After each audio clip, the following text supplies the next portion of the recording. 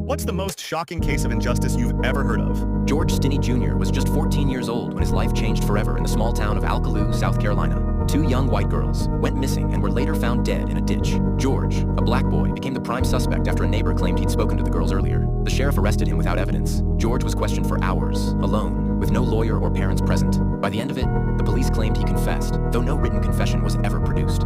His family fled town out of fear for their lives, leaving George completely alone. His trial lasted just one day.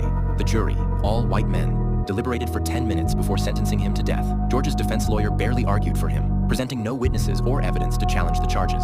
On June 16, 1944, George became the youngest person executed in the United States in the 20th century. At just 5 feet 1 inch and 95 pounds, he was so small the guards had to use a Bible as a booster seat in the electric chair. Decades later, in 2014, his conviction was vacated. The court admitted that George hadn't received a fair trial. The tragedy of George Stinney Jr. remains a haunting reminder of injustice and the perils of systemic racism.